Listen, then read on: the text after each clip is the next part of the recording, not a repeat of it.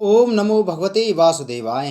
नमस्कार दोस्तों, स्वागत है आप सभी का हमारे चैनल भक्ति ज्ञान में। दोस्तों आइए सुनते हैं अग्नि प्राण की कथा, जिसमें हम अग्नि प्राण के 53वें अध्याय की कथा सुनेंगे, जिसमें हम वर्णन करेंगे लिंग आदि का वर्णन। श्री भगवान हैग्रीव कहते हैं, कमलोद्धव, अब मैं लिंग आदि का लक्षण बताता हूँ, सुनो। लंबाई के आधे में 8 से भाग देकर 8 भागों में से 3 भागों को त्याग दे और शेष 5 भागों से चौकोर विषकंभ का निर्माण कराए। फिर लंबाई के 6 भाग करके उन सबको 1, 2 और 3 के क्रम से अलग अलग रखें। इनमें पहला भाग ब्रह्मा का, दूसरा विष्णु का और तीसरा शिव का है। उन भागों में यह वर्धमान भाग कहा गया है। चौकोर मंडल में कोण सूत्र के आधे माप को लेकर उसे सभी कोणों में चिन्हित करें। ऐसा करने से 8 कोणों का वैष्णव भाग सिद्ध होता है, इसमें संशय नहीं है। तदंतर उसे 66 कोण और फिर 32 कोणों से युक्त करें। तत्पश्चात 64 कोणों से युक्त करके वहां गोल रेखा बनावे। तदंतर श्रेष्ठ आचार लिंग के शिरोभाग का कर्तन करें। इसके बाद लिंग के विस्तार को 8 भागों में विभाजित करें। फिर उनमें से एक भाग के चौथे अंश को छोड़ देने पर छत्राकार सिर का निर्माण होता है, जिसकी लंबाई चौड़ाई 3 भागों में समान हो। वह समभाग वाला लिंग संपूर्ण मनोवांछित फलों को देने वाला है। देव पूजित लिंग में लंबाई के चौथे भाग से विषकंभ बनता है। अब तुम सभी लिंगों के लक्षण सुनो। विद्वान पुरुष 16 अंगुल वाले लिंग के मध्यवर्ती सूत्र को, जो ब्रह्म और रुद्र भाग के निष्कष्ट है, लेकर उसे 6 भागों में विभाजित करें।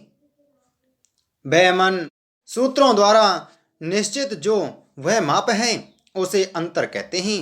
जो सबसे उत्तरवर्ती लिंग है उसे 8 जौ बड़ा बनाना चाहिए।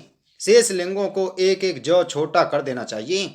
उपर्युक्त लिंग के निचले भाग को 3 हिस्सों में विभक्त करके ऊपर के एक भाग को छोड़ दें। शेष 2 भागों को 8 हिस्सों में विभक्त करके ऊपर के 3 भागों को त्याग दें। 5वें भाग के ऊपर से घूमती हुई एक लंबी रेखा बनावे और एक भाग को छोड़कर बीच में उन 2 रेखाओं का संगम करावे। यह लिंगों का साधारण लक्षण बताया गया। अब पिंडिका का सर्वसाधारण लक्षण बताता हूँ, मुझसे सुनो। ब्रह्म भाग में प्रवेश तथा लिंग की ऊंचाई जानकर विद्वान पुरुष ब्रह्म शिला की स्थापना करें और उस शिला के ऊपर ही उत्तम रीति से कर्म का संपादन करें। पिंडिका की ऊंचाई को जानकर उसका विभाजन करें। 2 भाग की ऊंचाई को पीठ समझे, चौड़ाई में वह लिंग के समान ही हो। पीठ के मध्य भाग में खात गड्ढा करके उसे 3 भागों में विभाजित करें। अपने मान के आधे त्रिभाग से बाहुल्य की कल्पना करें। बाहुल्य के तृतीय भाग से मेखला बनावे और मेखला के ही तुल्य खात गड्ढा तैयार करें। उसे क्रमश निम्न नीचे झुका हुआ रखें। मेखला के 16वें अंश से खात निर्माण करें और उसी के माप के अनुसार उस पीठ की ऊंचाई, जिसे विकरांग कहते हैं, करावे। विस्तार का एक भाग भूमि में प्रविष्ट हो। एक भाग से पिंडिका बने, 3 भागों से कंठ का निर्माण कराया जाए और एक भाग से पट्टिका बनाई जाए। 2 भाग से ऊपर का पट्ट बने, एक भाग से शेष पट्टिका तैयार कराई जाए। कंठ पर्यंत एक एक भाग प्रविष्ट हो। तत्पश्चात एक भाग से निर्गम जल निकलने का मार्ग बनाया जाए। यह शेष पट्टिका तक रहे। प्रणाल नाली के तृतीय भाग से निर्गम बनना चाहिए। तृतीय भाग के मूल में अंगुली के अग्र भाग के बराबर विस्तृत खात बनावे। जो तृतीय भाग से आधे विस्तार का हो, वह खात उत्तर की ओर जाए। यह पिंडिका सहित साधारण लिंग का वर्णन किया गया।